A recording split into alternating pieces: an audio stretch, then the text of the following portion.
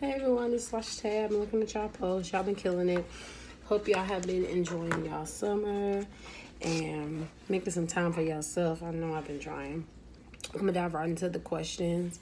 What aspects of genuineness can be observed about this campus minister leader? So, Sister Angela, Miss Angela, the book talks about her high level of energy.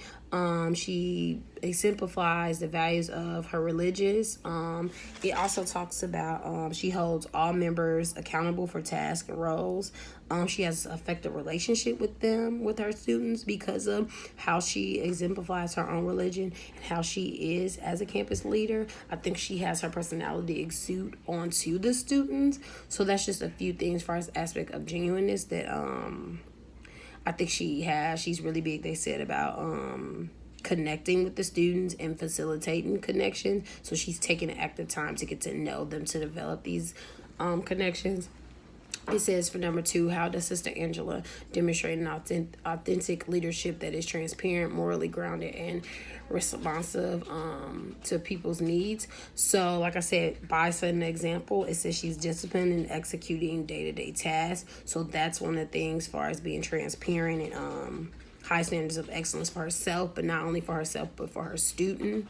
Morally grounded. She's really enrooted into her religion and the institution and into the overall culture.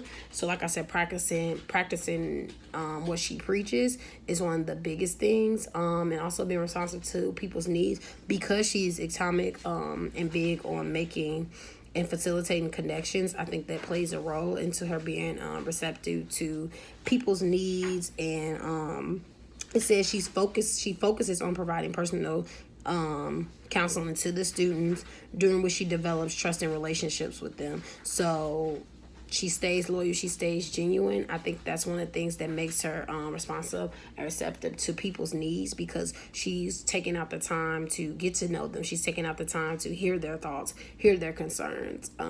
If I had to put her as anyone, probably would be like a blue, like on the personality, on the true colors, just because it's how she is big on the autonomy of those relationships and the connections that she has with people.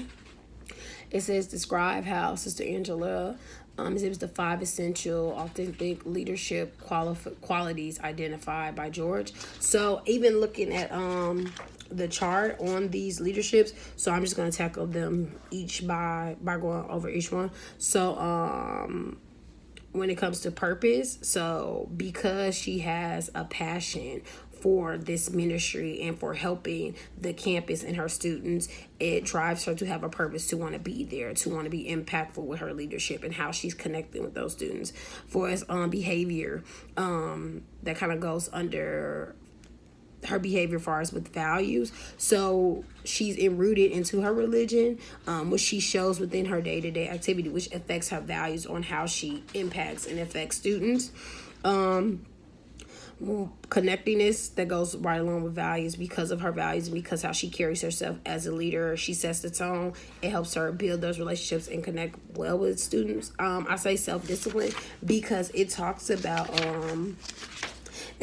how she's disciplined in executing day-to-day tasks and how she sets the example. So she has her own tasks that she sets for herself, but also students, and she also holds students accountable, which is really big when it comes to, I feel like, that self-discipline piece.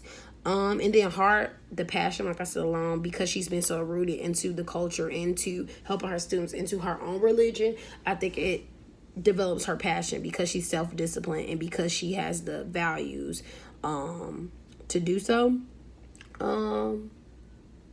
It says, as an authentic leader, should Sister Angela share her opinions about the church's treatment of nuns? So I think that's what makes her an authentic leader. I don't think she should share her opinions, because just you don't want to corrupt your students or put your own opinions on someone else as a leader. I think her having a heart and having those values are nice components to being a leader, but also you don't want to corrupt the students with how you feel, or then also you don't want the students to know that you might feel another way opposite from them. I think but also I don't think she should compromise herself for the institution as well, because I see a lot of that happening within higher ed or even in the job field. But I don't necessarily think the opinion is actually the answer. Like, she tell the students, or she tell her students, or express how she feels, and then what? Like, I think it's more like, how can we fix the problem, or how can she work for advocating for the treatment of nuns, necessarily not voicing her opinion, because I feel like personally opinions don't get too far. It's how can we move forward with actually getting something done, and how can she move forward with getting better treatment for the nuns, and through her action her students will know her opinion. Well, that's all I have. I know everybody think I talk a lot, but no, that's all I have. I hope y'all enjoying y'all summer, and I can't wait to hear your responses.